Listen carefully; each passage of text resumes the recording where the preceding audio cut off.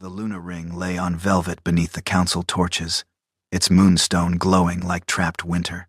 Evelyn Hart stood beside it in ceremonial silver, one hand folded over the other, while Vanessa Vale entered the great hall wearing white and cradling her stomach as though the kingdom belonged to her. Whispers moved through the assembled alphas. Vanessa stopped half a step behind Rowan Blackwood, close enough that his sleeve brushed her shoulder. The Alpha King did not look at Evelyn. His jaw remained hard, his crown straight, but the pulse in his throat betrayed the strain beneath his practiced authority. "Mooncrest needs certainty," Rowan said. His voice carried through the hall without effort. "Vanessa is carrying my heir. Until the child is born, she will hold the ceremonial rites of the Luna." Somewhere near the council dais, someone inhaled sharply. Evelyn felt nothing at first. Then her wolf recoiled violently. Vanessa lowered her eyes with rehearsed humility. In her hands rested a medical file stamped with the royal seal. "The healers confirmed Lady Evelyn cannot produce an heir," she murmured. "I never wished to hurt her." The lie was soft, almost tender, and that made it crueler than open mockery. Evelyn looked at Rowan. "Did you verify that file yourself?" His gaze finally met hers, storm gray and guarded. For one heartbeat, shame flickered there. Then duty buried it. 3 physicians signed it. That was not my question. The council shifted uneasily, but Rowan's silence answered more clearly than words. High Counselor Malcolm Voss rose beside the obsidian table. "The royal continuity arrangement requires the ring." A servant approached Evelyn, with both palms raised. The room waited for her to refuse, rage, or break. Vanessa waited too, watching through lowered lashes, one hand resting protectively over her carefully displayed pregnancy. Evelyn did none of those things. She slid the silver band from her finger with deliberate care. The pale skin beneath it looked strangely naked. As she turned the ring, her thumbnail cut into her palm. A single drop of blood touched the hidden inscription inside the metal and vanished. The moonstone flashed white, then dimmed. Tobias Hale, keeper of ancient laws, stiffened near the rear pillars. Vanessa reached for the ring before anyone else noticed. Rowan watched Evelyn's bleeding hand instead. His wolf surged toward her through the mate bond, confused by the scent of pain and sudden distance. "Evelyn," he said quietly. It was the first time he had used her name. She placed the ring on the velvet, then turned to the council notice. The document stripped her voting rights, treasury access, and authority. On the reverse side, hidden from the room, waited the silent departure clause. She signed beneath the council decree, then calmly flipped the parchment and added her initials to the ancient provision. Voss's smile widened, believing she had surrendered. Caleb Reed, Rowan's beta, saw the second signature. His face changed. He understood that Evelyn was not accepting humiliation. She was claiming legal escape. Rowan stepped closer. "This changes nothing between us." Evelyn lifted her eyes to him. The bond pulled painfully, carrying his unease into her chest. "You gave another woman my place, my authority, and the symbol carried by every Luna before me." Her voice never rose. "It has changed everything tonight." Vanessa slipped the ring onto her finger. The moonstone gave one weak pulse, then settled into a dull gray. Applause began uncertainly. Evelyn inclined her head to the assembled packs, not to Rowan. "May Mooncrest receive exactly what it has chosen." She turned, silver skirts whispering across the stone floor. No guard stopped her. No counselor dared speak. By the time Rowan ended the ceremony, Evelyn's private office had been emptied, her scent erased with crushed cedar, and every personal ledger removed.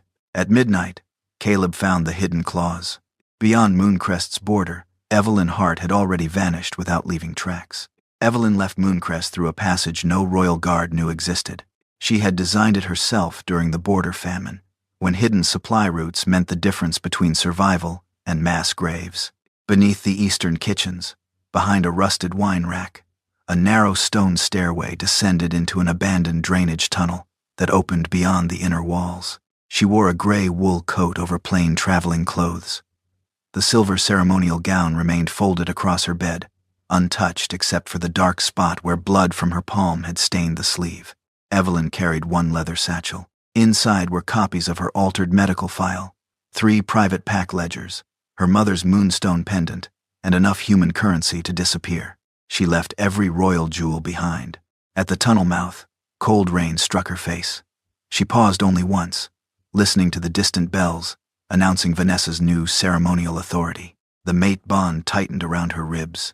Rowan's presence remained inside her like a buried hook, pulsing with confusion, frustration, and a possessive anger he had no right to feel.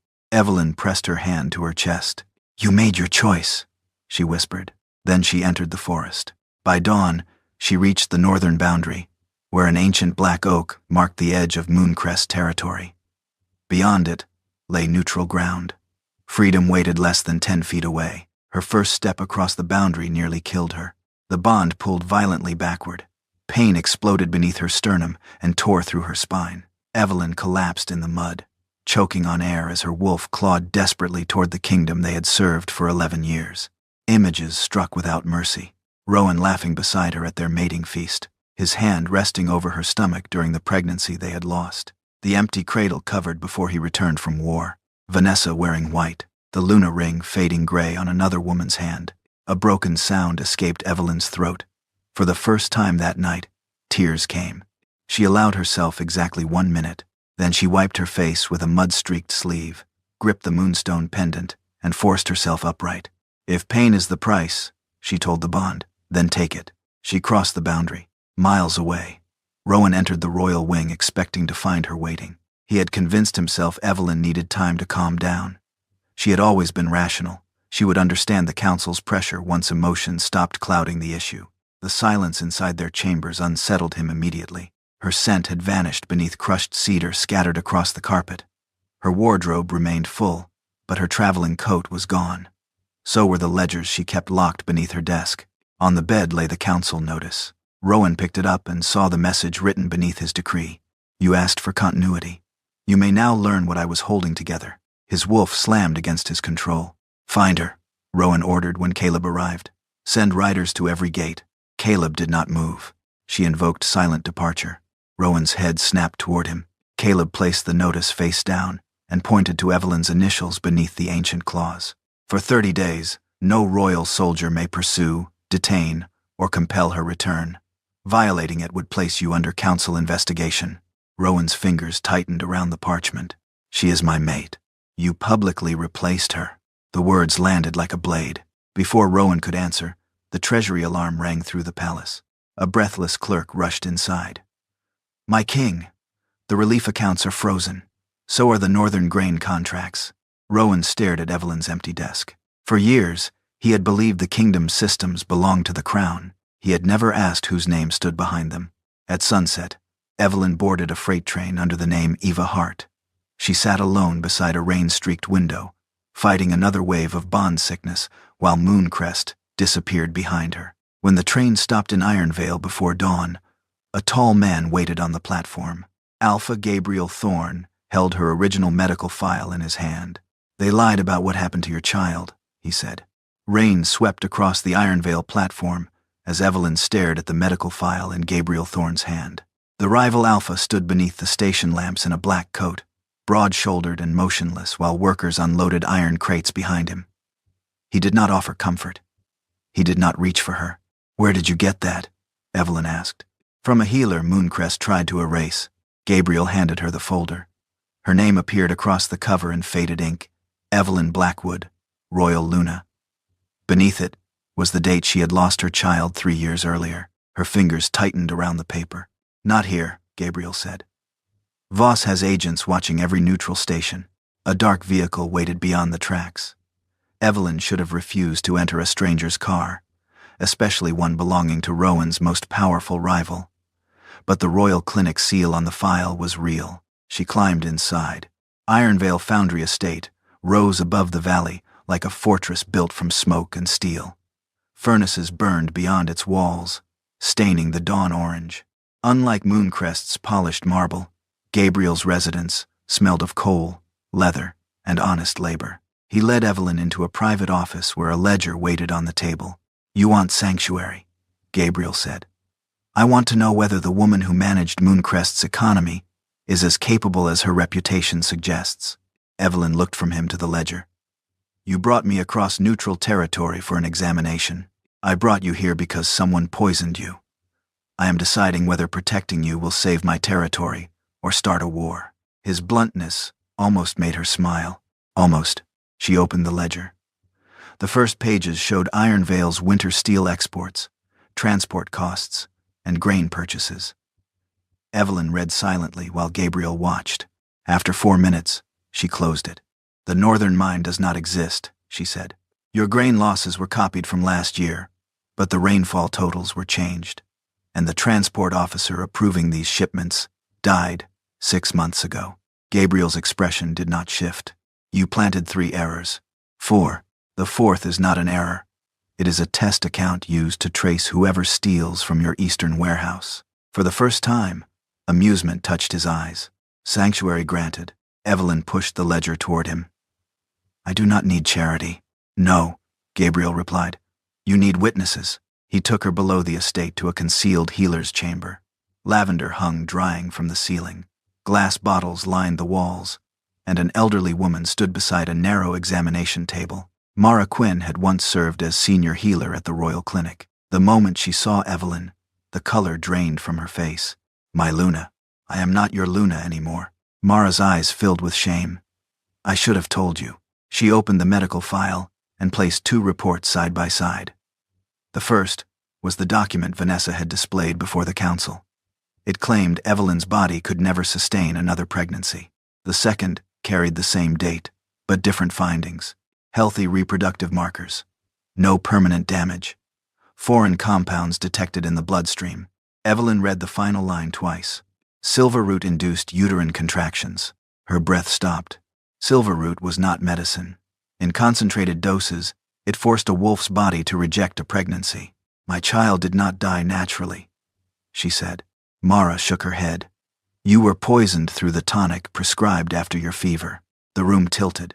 Evelyn gripped the table, while memories returned blood on white sheets, an empty cradle, Rowan's absence, and 3 years of believing her body had failed. "Why did you sign the false report?"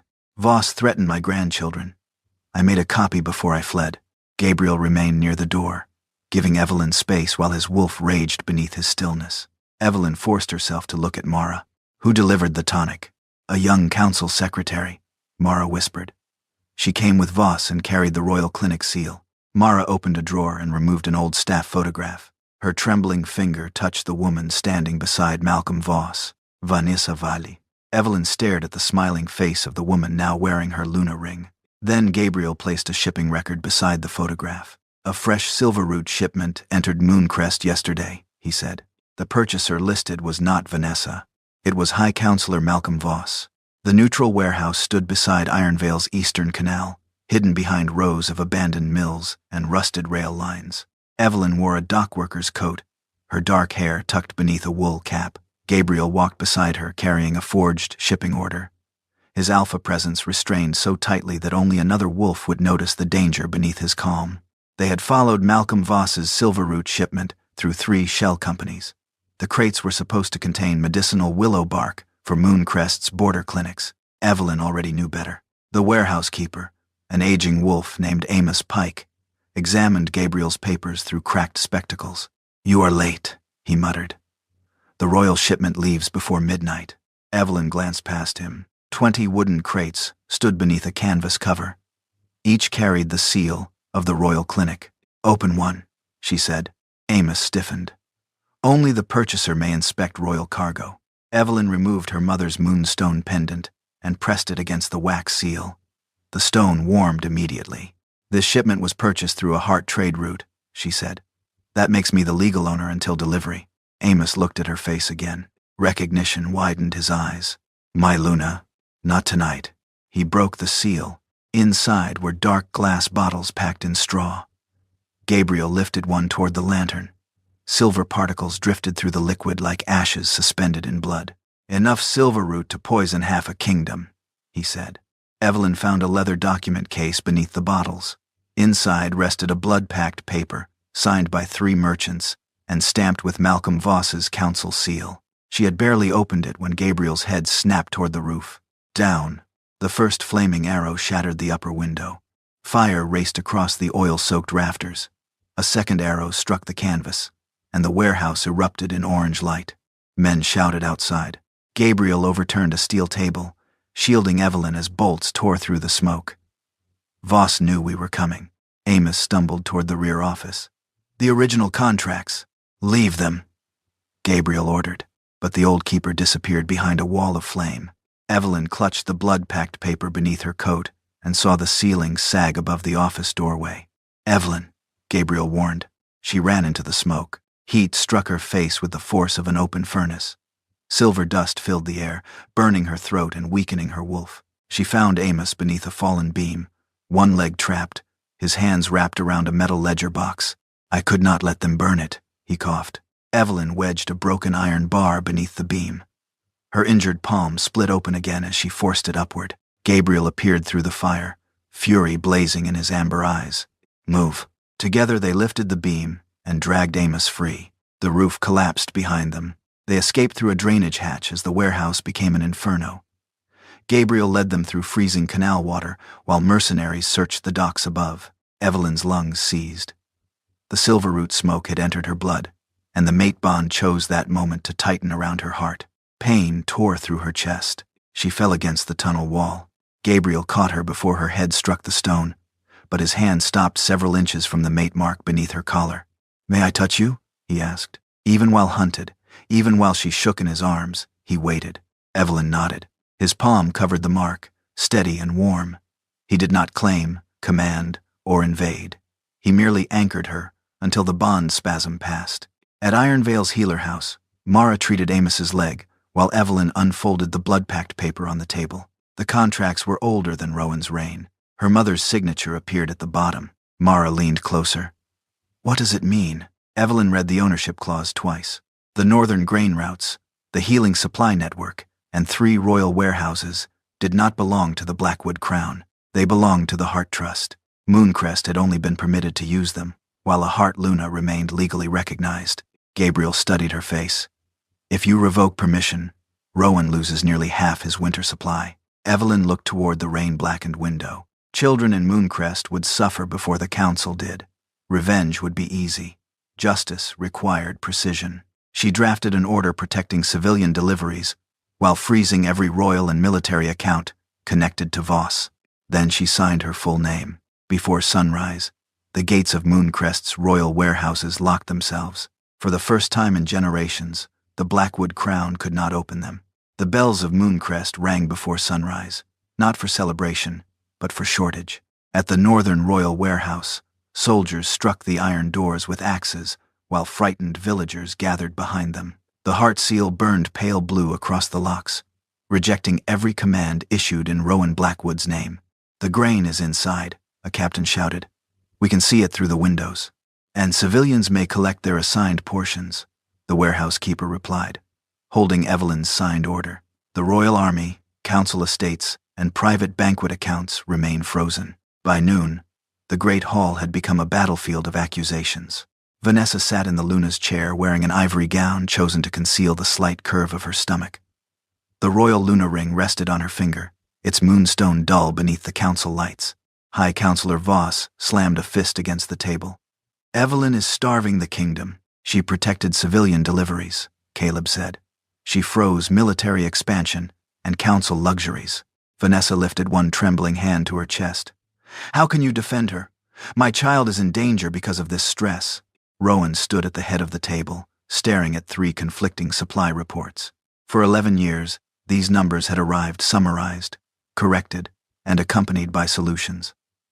Evelyn had never brought him panic. She had brought him choices. Now every page contradicted the next. Vanessa leaned toward the nearest ledger and signed a redistribution order without reading the final column. Caleb seized the paper. You redirected the Western Clinic shipment to the Royal Guard. The soldiers protect us, Vanessa replied. That shipment contains fever medicine for 3 border villages. Her face tightened. Then move another shipment. There is no other shipment. Silence spread around the table. Rowan looked at her signature. The looping letters were elegant and useless. Leave the council chamber, he said. Vanessa's eyes widened. Rowan. Now. She rose slowly, humiliation sharpening her jasmine scent. Voss followed her with his gaze, but said nothing. When the doors closed, Rowan walked to Evelyn's former office. Crushed cedar still covered the carpet, but beneath it lingered the faintest trace of rain and moonflower. Her desk stood bare except for a locked lower drawer Caleb had discovered that morning. Rowan broke it open. Inside were 12 years of handwritten schedules, winter grain projections, healer rotations, border evacuation routes, names of widows who required extra firewood, children orphaned during the Eastern War, each birthday marked in Evelyn's precise script. Rowan turned another page. If the North Road freezes, open the Heart River route. If the Western Clinic runs short, reduce Palace stores first. If Rowan refuses rest after battle, place tea beside the war map. Do not argue until he drinks it. His hand stopped. The note was 5 years old. He remembered that winter. He remembered the tea appearing every night. He had never asked who carried it. A painful pressure opened beneath his ribs. Not bond sickness. Shame. Caleb placed a ledger beside him. I found 6 transfers carrying Evelyn's signature. She was at the Southern Summit on every listed date. Rowan examined the marks. They resembled hers, but the final stroke curved left. Evelyn always finished right. Forged, he said. Yes. Who authorized access? The Royal Continuity Office. Voss's office. Rowan's wolf surged, demanding blood, but the king in him hesitated. If we expose the forgery now, Rowan said, every decree connected to Vanessa's pregnancy becomes questionable. Caleb's expression hardened. Perhaps it should. Outside, the crowd at the palace gates began chanting Evelyn's name. Rowan crossed to the window. Villagers held empty medicine crates above their heads. For the first time, he saw his kingdom not as territory, soldiers, or treaties, but as thousands of fragile systems Evelyn had quietly kept alive. Behind him, the doors opened. Vanessa stood there, pale and tearful. The healer says the child may be at risk, she whispered. Evelyn is doing this to kill your heir. Rowan turned. For one terrible moment, he wanted to believe her because believing her required less courage than admitting he had condemned an innocent woman. Then Vanessa raised her hand. A thin black fracture had appeared inside the Luna Ring's moonstone. As Rowan watched, the crack spread from one edge to the other. The moonstone pendant burned against Evelyn's chest 3 nights after the Heart Trust closed Mooncrest's royal accounts. She woke in Iron Vale's healer house with silver light spilling through her fingers. The pendant had belonged to her mother, but Evelyn had never seen the hidden symbol now glowing beneath its surface, a crescent divided by an upright blade. Mara Quinn stared at it from across the room. That mark predates the Blackwood throne. A knock sounded before Evelyn could answer. Gabriel entered with an elderly man dressed in ash-gray robes. Tobias Hale, keeper of ancient laws, leaned on a Blackwood staff carved with the names of 7 founding bloodlines. His gaze settled on Evelyn. Show me your hand. Gabriel stepped closer. You will explain first. Tobias ignored him. The Luna Ring awakened when her blood touched it. If I am correct, every hour we waste gives Voss time to destroy the law that can stop him. Evelyn held out her injured palm. Tobias placed the pendant over the old cut, then drew a silver needle across her skin. 1 drop of blood struck the moonstone. The chamber darkened. Light raced through the pendant, forming lines across the table like roots beneath glass. The heart symbol appeared first. Then another shape rose beneath it, a crowned wolf kneeling before a crescent moon. Mara covered her mouth. Tobias bowed. Evelyn Hart, last living daughter of the sovereign line. The title felt heavier than any crown. I am a trade heir, Evelyn said. Nothing more. That is what the council wanted you to believe. Tobias opened a leather case and removed a stone tablet wrapped in black cloth. Ancient lettering covered its surface. Before the Blackwoods ruled Mooncrest, the Hart women had written the first laws binding alpha power. They controlled food routes, healing sanctuaries, and succession rights. Their blood could activate an emergency clause when a king endangered the packs he had sworn to protect. The Moon Sovereign Clause, Tobias said. A Heart Luna may suspend royal authority if the crown falsifies an heir, steals protected funds, or violates the oath of guardianship. Gabriel's expression hardened. Voss committed all 3. Proof must be presented before the Great Council, Tobias replied, and the true Luna Ring must answer her blood. Evelyn looked toward the rain-dark window. The ring remained in Mooncrest, cracked around Vanessa's finger. Tobias turned another tablet. The inscription revealed a second truth. A child conceived from Blackwood and Heart blood could inherit not only the throne, but the power to dissolve the council permanently. Evelyn stopped breathing. My child. Mara's face crumpled. That is why Voss acted. 3 years earlier, The council had not poisoned an inconvenient pregnancy. They had murdered a future ruler they could never control. Evelyn's knees weakened, but Gabriel did not touch her. He stood close enough to catch her if she fell and waited for her choice. She remained standing. For years, she had pictured her unborn child as fragile, lost because her body had failed. Now she saw the truth. The child had been feared before drawing breath. "What evidence remains?" she asked. Tobias nodded toward Mara. "The original blood analysis, the medicine vial, the clinic record. But to invoke the clause, you must possess the ring." Gabriel unfolded a formal invitation on the table. Mooncrest would hold Vanessa's coronation in 6 days. As Alpha of Ironvale, he was entitled to attend with an advisor and legal claimant. "No secret tunnels," he said. "No disguises. You enter under council protection." Evelyn studied the invitation. Her old title had been removed, leaving a blank space beneath her name. Mara whispered, "If Rowan sees you, the mate bond may expose your pain." "He already saw my pain," Evelyn replied. "He chose not to question its cause." She took Tobias's pen. Beneath her name, she wrote a title no Blackwood king had heard in generations. Evelyn Hart, sovereign claimant. Then she pressed her moonstone pendant into the wax. Across the kingdom, the cracked Luna ring suddenly began to bleed silver light. The royal clinic slept beneath Mooncrest's western tower, but Caleb Reed entered through the morgue. He moved without a lantern, following the narrow corridor until he reached the records chamber. The door carried Malcolm Voss's private seal. Caleb pressed Rowan's emergency signet into the lock. The metal opened. Inside, shelves held blood samples, healer reports, and security crystals from every royal examination. Someone had cleared Vanessa's official records, but Evelyn had taught Caleb that missing evidence often left a louder trail than visible lies. He searched the disposal register. One crystal had been marked damaged on the morning Vanessa's pregnancy was confirmed. Caleb found it beneath false accounting scrolls in Voss's cabinet. When he activated it, blue light filled the room. The recording showed Vanessa entering the clinic after midnight. She was not alone. Malcolm Voss walked beside her, one hand pressed possessively against her lower back. They entered the blood archive. Minutes later, Voss emerged carrying 2 labeled vials. He replaced one inside the prenatal testing tray and burned the other over a silver flame. Caleb watched twice. Then the crystal captured Vanessa, turning toward Voss. "If Rowan learns the child is yours, he will kill us both." Voss touched her stomach. "He will never know." Caleb removed the crystal just as footsteps echoed outside. Across the palace, Vanessa paced inside the Luna chambers, gripping the cracked ring. The coronation was 3 days away, but Evelyn's sovereign claim had reached every council seat. Pack leaders who once ignored Vanessa now refused her invitations. Voss entered without knocking. "You promised she would never return," Vanessa hissed. "I promised the council would accept you. The ring is burning me." "Then endure it." Vanessa stared at him. "Get me out of Mooncrest." Voss's expression hardened. "You are carrying the heir." "I am carrying your child." His hand closed around her wrist. "That child belongs to the plan, not to you." For the first time, Vanessa understood that becoming Luna had never made her powerful. It had only made her useful. She pulled free. "I will tell Rowan everything." Voss smiled without warmth. "And confess that you helped poison his first child." The door opened behind him. Rowan stood there. His face revealed nothing, but his alpha aura crushed the room into silence. "Leave us," he told Voss. Voss bowed and departed calmly.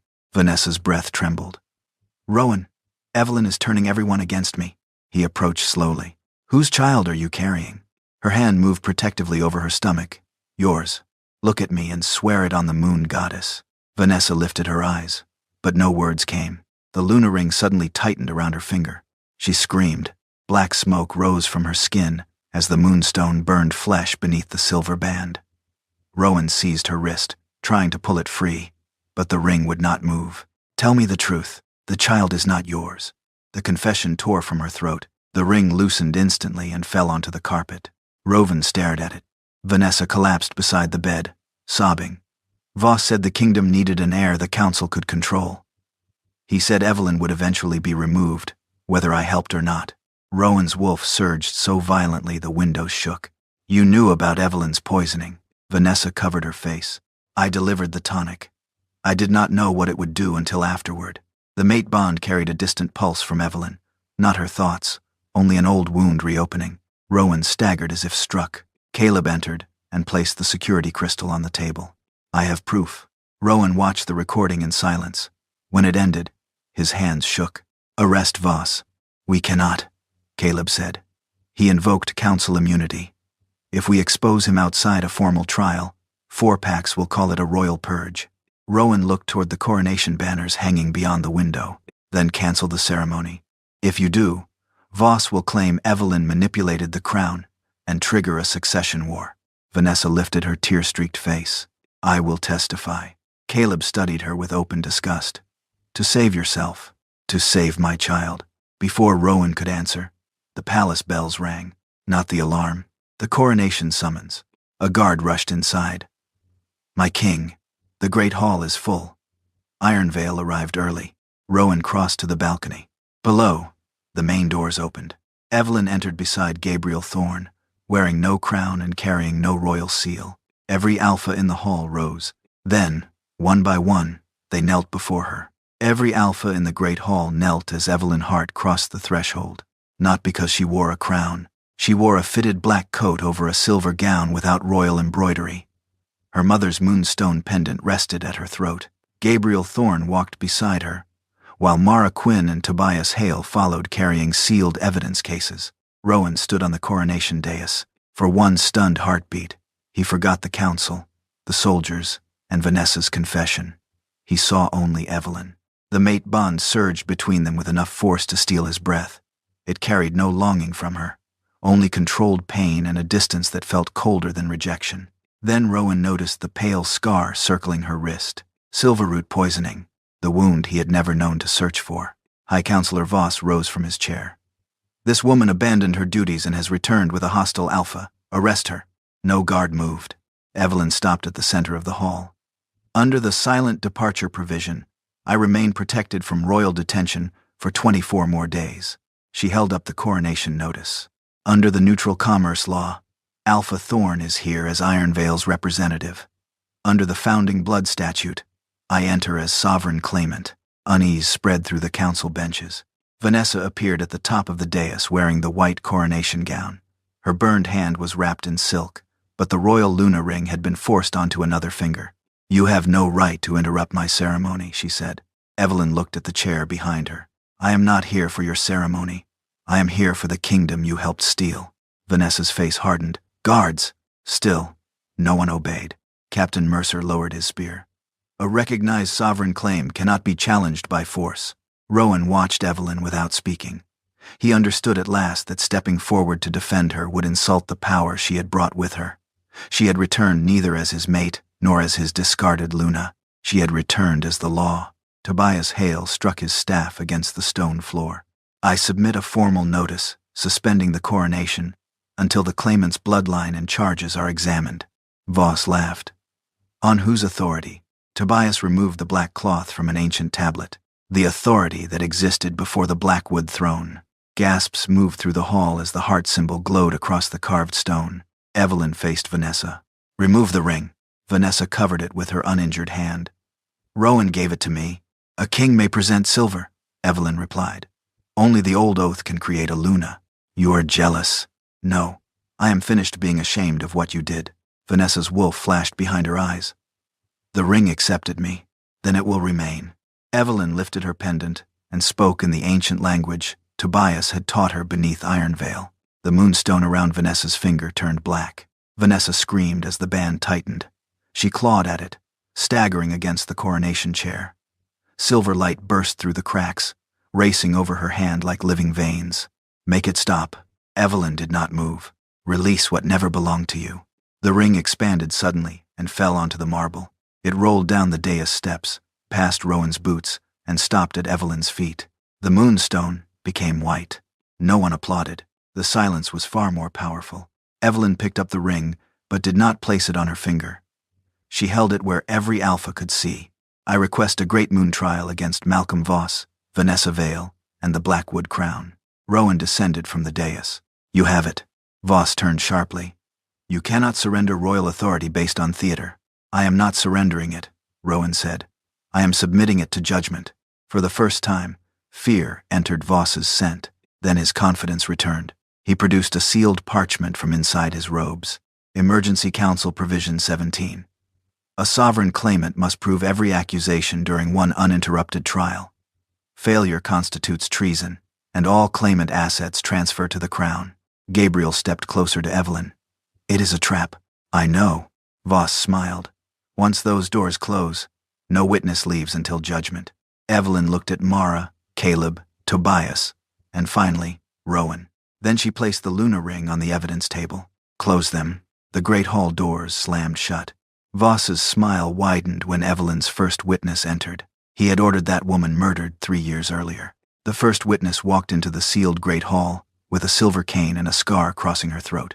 Malcolm Voss stopped smiling. Mara Quinn approached the evidence table while every alpha watched. 3 years earlier, Voss had ordered her carriage pushed from a mountain road. Ironvale healers had found her alive beneath the wreckage. You should be dead, Voss whispered. Mara faced the council.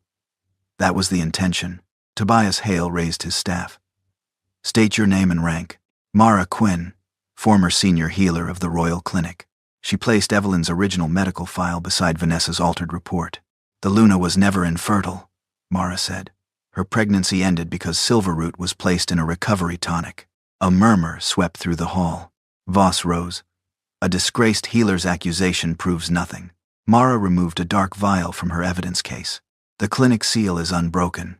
The remaining liquid contains Silverroot, at a concentration designed to force miscarriage. Evelyn stood motionless, but her fingers curled against the table. Rowan looked at the vial as though it contained his own blood. Mara continued. I was ordered to falsify the report and declare permanent infertility. By whom? Tobias asked. Malcolm Voss. Voss laughed sharply. Convenient. He turned toward Evelyn. Where is the proof that this vial was given to you? Caleb stepped forward carrying a security crystal. Here. Blue light spread across the wall. The recording showed Vanessa entering the clinic beside Voss, then leaving with the sealed tonic in her hands. Vanessa lowered her head. Caleb activated a second image. Voss entered the blood archive during Vanessa's prenatal test, replaced one vial, and burned another.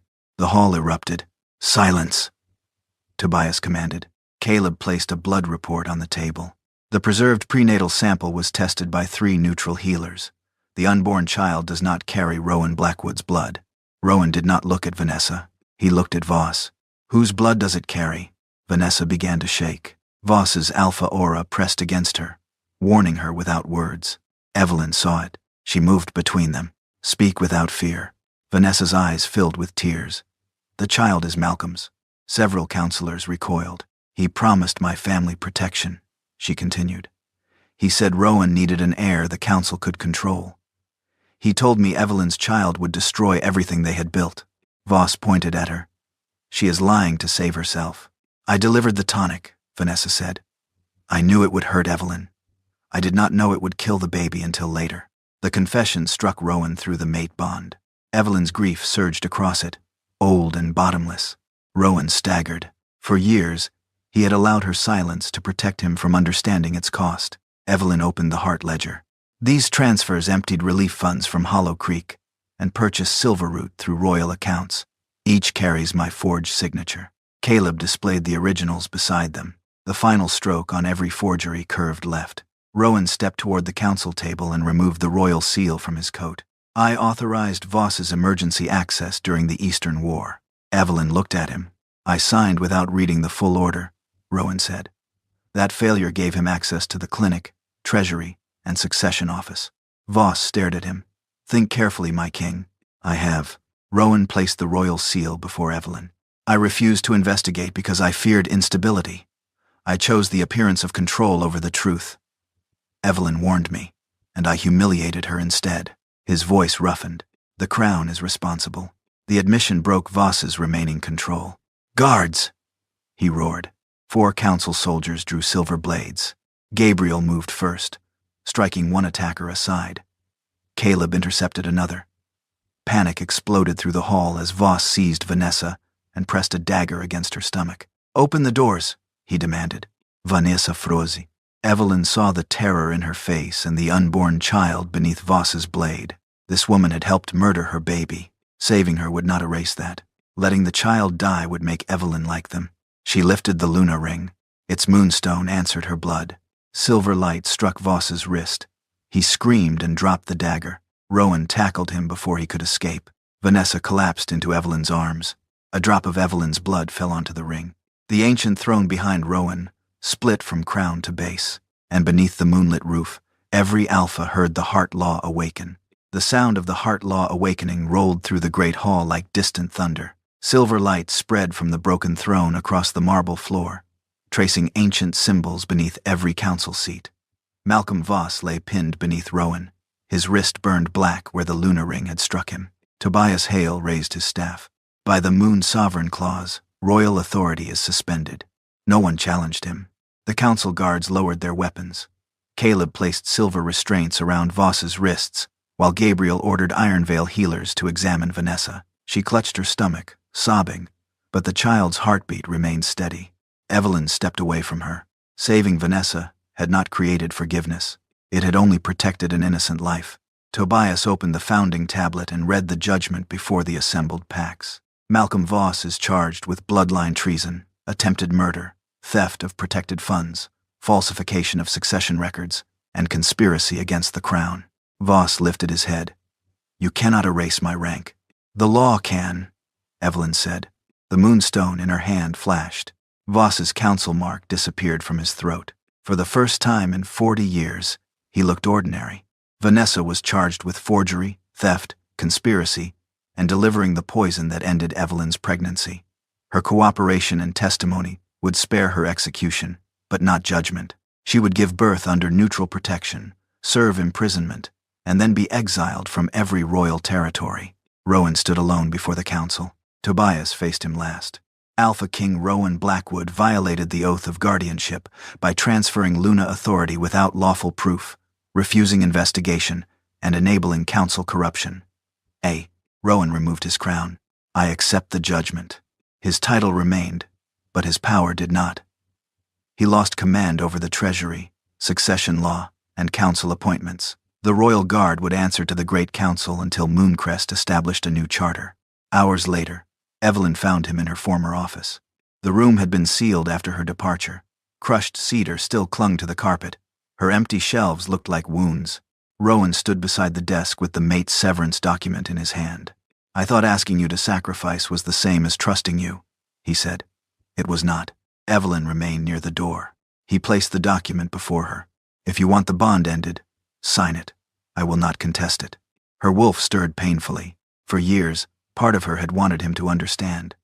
Now that he did, understanding felt smaller than the damage. "You gave Vanessa my ring," Evelyn said. "But that was not the worst thing you took." Rowan lowered his gaze. "You took my right to be believed." His breath broke. "I know. No. You are beginning to know." She left the severance document unsigned, not as forgiveness, as a decision she would make when pain no longer spoke louder than truth. At dawn, the packs gathered in the coronation courtyard. Evelyn stood where queens had once accepted permanent crowns. Instead, she placed the Luna ring inside a glass case. "No single Alpha or Luna will own Mooncrest again," she announced. The Crown-packed assembly would include elected voices from every territory. Relief funds would be protected from royal use. Healer records would require independent review. The Heart Trust would reopen civilian routes immediately. Evelyn accepted the office of High Luna Regent for 1 year. 1 year without a mate claim. 1 year without anyone choosing for her. Gabriel stood among the Ironvale delegation, not beside her throne. When their eyes met, he inclined his head. There was affection in his gaze, but no demand. Rowan stood with the other suspended officers, stripped of ceremony. He would work beneath the laws Evelyn created, rebuilding the villages his blindness had endangered. Months later, Mooncrest's children received medicine before the palace received wine. Voss awaited trial without rank.